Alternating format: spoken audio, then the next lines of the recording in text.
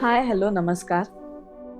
आज आपण बोलणार आहोत की आपल्या मनाचे किती स्तर असतात किंवा कॉन्शियसनेस कसा काम करतो आपला, आणि कॉन्शियसनेसवर किंवा जाणीवपूर्वक जगण्यावर आणि आपल्या वैदिक शास्त्रांमध्ये लिहिलेल्या गोष्टी ह्या कशा रिलेटेड आहेत, ते आपल्या आयुष्याशी कशा संगनमत साधतात ह्याबद्दल थोडं डिटेलमध्ये, म्हणजेच आपल्या आयुष्यामध्ये वैदिक संस्कृतीनुसार म्हणतात की 14 लोक आहेत. आता ते लोक नक्की काय काम करतात किंवा त्याचा आपल्या आयुष्याशी काय संबंध आहे, किंवा सायन्स आणि ह्याचा काय संबंध आहे, आणि आपण जगताना काय गोष्टी होऊ शकतात आणि कशा होतात, ह्याबद्दल आपण जाणून घेऊ. माझं नाव आहे माधुरी बोंद्रे.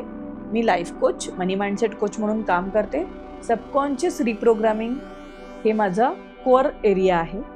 तर ह्यामध्ये आपण एनर्जीवर काम करतो आणि एनर्जी वाढल्यामुळे प्रॉब्लेम सॉल्व्ह होतो.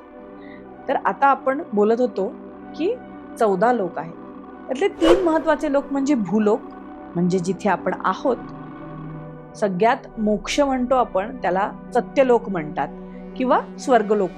म्हणजे आपल्याला 3 महत्वाचे लोक माहिती आहेत: स्वर्गलोक, भूलोक, पाताळलोक. सत्यलोकामध्ये आपण एकदम वरच्या लेवलला मोक्ष प्राप्त होतो तेव्हा जातो. पाताळ लोकांमध्ये आपण प्रचंड लोभी आणि फक्त स्वतःचा विचार करणारे, किंवा जिथे सूर्यप्रकाश पोहोचतच नाही, अशा ठिकाणी म्हणजे पाताळ. आपल्या मनाच्या अवस्था आहेत या सगळ्या. हे 14 लोक म्हणजे मनाच्या अवस्था आहेत. आपण मनात कुठे आहोत त्याप्रमाणे आपल्याला रिझल्ट मिळत असतात. आणि वैदिक शास्त्रानुसार हे आपल्याकडे ऋषीमुनींनी हजारो वर्षांपूर्वी लिहून ठेवलेलं आहे, जे सायन्समध्ये ते इल्युजन बेसवर हॉलिवूडमध्ये जे दाखवलं जातं, there is a parallel universe to this universe वगैरे वगैरे, त्याचा अर्थ ते आपल्याकडे खूप आधीपासून आहे. त्यालाच ते लोक असं म्हटलं जातं. आता या लोकांचा, म्हणजे मी एवढं बोलते, त्याला काय अर्थ आहे किंवा याचा काय उपयोग आहे, किंवा आपल्या आयुष्याशी हे कसं रिलेटेड आहे, ह्याच्याबद्दल बोलते. भूलोकात जन्म केव्हा येतो आपल्याला? जेव्हा आपण कोणत्याही गोष्टीची अति ह्याच्यामध्ये, म्हणजे निगेटिव्ह झोनमध्ये जातो. किंवा निगेटिव्ह झोन म्हणण्यापेक्षा मी म्हणेन, भूलोकात सगळं रियालिटी बेस्ड आहे. फिजिकली आपण जन्म घेतो, गोष्टी करतो.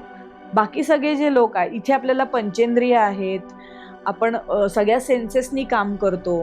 हे शरीर जे आहे, फिजिकल बॉडी, हे भूलोकामध्ये आहे. बाकी सगळं काय आहे, मेडिटेटिव्ह स्टेटमध्ये आपल्याला दिसतं. किंवा जसं आपण वागू लागतो तसं आपल्याला अनुभूती येत जाते आयुष्यामध्ये. आता हे सगळं बोलायचा विषय का आला, तर माझ्याकडनं मेडिटेशन खूप झालं, त्याच्यामध्ये मला बऱ्याच गोष्टी समजायला लागल्या. पण मलाही कळलं नाही, म्हणजे मी ते अजूनही उलगडते की मी कुठे जाऊन आली मनाच्या स्वरूपात. म्हणजे मेडिटेशन थ्रू मी भरपूर कुठे कुठे जाऊन येते. सगळे लोक जातात मनातून, कारण देर इज अ 4D वर्ल्ड. आपल्याकडे टाइम आणि स्पेस हा कॉन्सेप्ट नाहीच आहे. पण जेव्हा आपण ऍक्च्युअल रियालिटीमध्ये जगायला लागतो तेव्हा प्रमाण हवं म्हणून तो माणसाने बनवला आहे. नाहीतर आपल्याला डिरेक्शन्स आहेत. आता 5 कोश आहेत शरीराचे: अन्नमय कोश, प्राणमय कोश, मनोमय कोश, आणि अजून 2 आहेत. तर सांगायचा मुद्दा माझा हा आहे, ह्या 5 कोशांमधून मनोमय कोश जो आहे तो सगळीकडे फिरू शकतो, म्हणून त्याला 4D असं म्हणतात. बाकी फिजिकल बॉडी कुठे फिरू नये, आपण घेऊन गेलो तरच फिरते. 3D वर्ल्डमध्ये असं होतं. आणि 4D वर्ल्डमध्ये काय होतं, आपण आउट ऑफ दिस स्पेस पण जाऊ शकतो मनातून. त्यालाच ते मेडिटेशन थ्रू आपण जातो. किंवा मनात नाही, कधी कधी आपले विचार कुठच्या कुठे जातात, पण तो कॉन्शियसनेस जेव्हा वाढतो तेव्हा ह्या गोष्टी कळायला लागतात आपल्याला. सो कॉन्शियस स्टेट म्हणजे जगणं, हे आपल्याला मन शांत असल्यावर कळायला लागतं. कॉन्शियसनेस यायला लागतो प्रत्येक गोष्टीमध्ये. जसं मेडिटेशन केल्यानंतर माझ्यामध्ये झालेला फरक, माझ्या आजूबाजूला काय चालू आहे हे मला सहज कळतं, कारण कॉन्शियस लेवल वाढले आहेत. मला विचारही नाही करावा लागत काय चालू आहे, कसं आहे, ऑटोमॅटिक डाउनलोड येतात मनामध्ये. आणि उत्तरं सुद्धा तशीच येतात मनामध्ये. म्हणजे एखाद्या गोष्टीचं डिसिजन घ्यायचंय, समजा मी हे करू की नको करू, मला क्लिअर उत्तर असतं, yes or no. From inside, आतून असतं ते. आता जेव्हा आपल्याकडे राग असतो तेव्हा आपण आत्ता आहोत त्यापेक्षा खालच्या स्तराला जातो. राग, लोभ, लालचीपणा, चिडचिडे स्वभाव किंवा स्वार्थी स्वभाव, हे सगळं आपल्यापेक्षा खालच्या, भूलोकापेक्षा खालचे जे स्तर आहेत तिथे असतं जेव्हा आपण ह्या स्वभावामध्ये असतो. आणि जेव्हा आपण पॉझिटिव्हिटीकडे जायला लागतो, आपल्या वरचा स्तर आहे अंतराळ, ग्रह सगळे तिथे आहेत, त्याच्यावरचा स्तर आहे, त्याच्यामध्ये आपण मेजर स्वतःबद्दलही पॉझिटिव्ह आणि इतरांबद्दलही सकारात्मक विचार करायला सुरुवात करतो. म्हणजे दुसऱ्याच्या आयुष्यात मला काहीतरी बदल घडवून आणायचे, कॉन्शियस स्टेटला नेक्स्ट लेवल जातो. मी ना हे खूप सिंपल शब्दांमध्ये सांगण्याचा प्रयत्न करते, ज्यामुळे तुम्हाला समजेल की आपण कुठे आहोत आणि आपल्याला कुठे जायचंय. अल्टिमेटली आपण म्हणत असतो मोक्ष. मोक्ष हा खूप वरची गोष्ट झाली, पण आपण ऍटलिस्ट भूलोकापासून वर जायला लागलो तर आपल्याला जास्त चांगलं आयुष्य जगता येऊ शकतं. भूलोकात राहून वरच्या कॉन्शियस स्टेटमध्ये गेलो तर आपण सक्सेसफुल जगू शकतो. आपल्या वरचा स्तर आहे ना, त्याला ॲस्ट्रॉलॉजिकल हे पण आपण म्हणतो, कारण ग्रह तारे हे ॲस्ट्रॉलॉजीशी रिलेटेड आहेत. पण तिथे काय असतात, इच्छा, आकांक्षा आणि माझी स्वप्न आहेत, मला हे करायचे. आपण जेव्हा स्वप्नात असतो तेव्हा तिथे असतो, त्या स्तरावर असतो. तर ते स्तर आपल्याला रियालिटीची जाणीव करून देत असतं. किंवा मग आपण ॲस्ट्रॉलॉजी का अवलंबतो, कारण हे होईल का, ते होईल का, हे विचारायचं असतं आपल्याला, कारण आपण त्याच्या खालच्या स्तरावर असतो.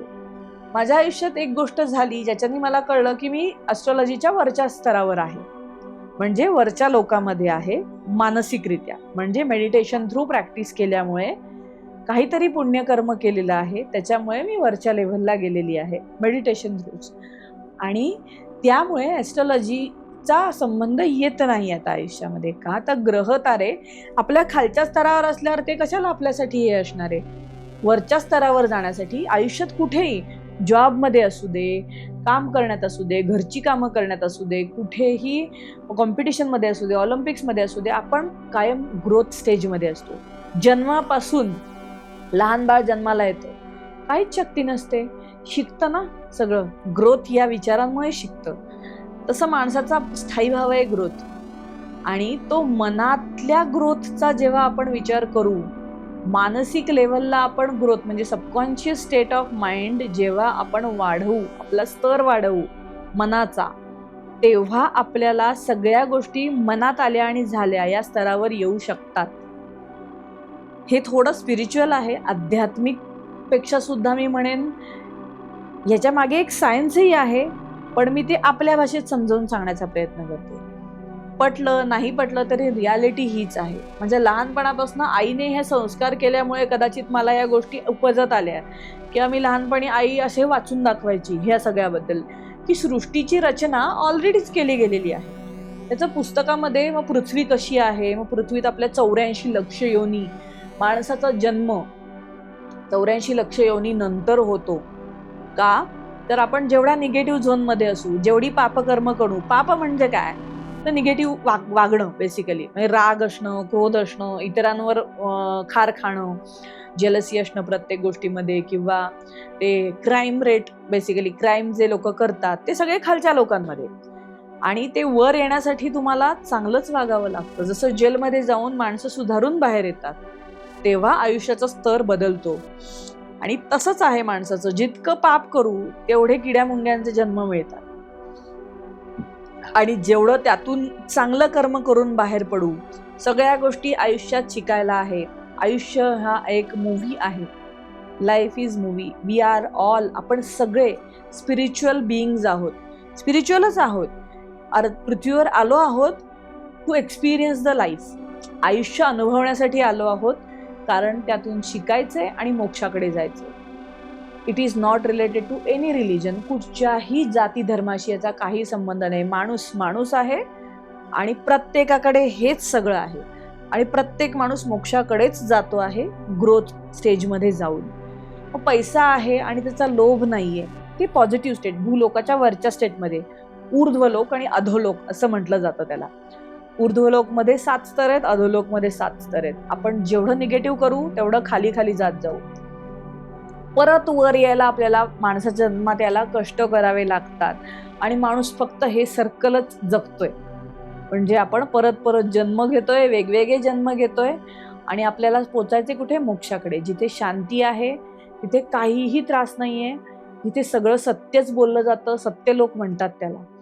आणि तिथे जाणं हा आयुष्याचा किंवा प्रत्येक माणसाच्या आयुष्याचा भाग आहे. अगेन हे किंवा तिथे सृष्टीचा अंत झाला तरी तो लोक संपणार नाही, असा तो लोक आहे. सो अल्टिमेटली काय आहे, हे कुठेतरी ऑलरेडी लिहून ठेवलेलं आहे. सो खोटं असण्याचा प्रश्नच नाही. आणि भारतीय स्क्रिप्चर्समध्ये हे सगळं आहे, वैदिक शास्त्रांमध्ये हे सगळं लिहून ठेवलेलं आहे. जसा ज्याचा अभ्यास करू तसं तसं आपल्याला त्यातलं खोल ज्ञान मिळत जातं. तर आता तुम्ही ठरवा तुम्हाला कोणत्या लोकामध्ये राहायचं आहे. जेवढं तुम्ही ह्या प्रॅक्टिसेस कराल, जेवढं तुम्ही दुसऱ्याच्या बद्दलचे निगेटिव्ह थॉट्स बाहेर काढून टाकाल, दुसऱ्याबद्दलच्या विचारांमधनं बाहेर पडाल, तेवढं तुमचं अपग्रेडेशन होईल. तुम्ही स्वतःकडे लक्ष द्यायला लागाल. मला सकारात्मक व्हायचंय, मला माझ्या आयुष्यात काहीतरी चांगलं करायचंय, मला माझ्यासाठीही चांगलं करायचंय, मला इतरांसाठीही चांगलं करायचंय. या विचारातून जेव्हा तुम्ही पुढे जायला लागाल तेव्हा तुम्हाला मार्ग आपोआप मिळायला लागतील. फक्त मनात विचार करायची गरज आहे आपल्याला, तो कॉन्शियसनेस आणायचा गरज आहे. त्यासाठी मी सांगते मेडिटेशन करा.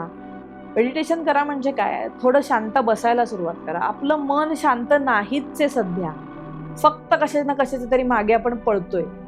त्याच्यातून पळण्याच्या ऐवजी थोडं शांत व्हा.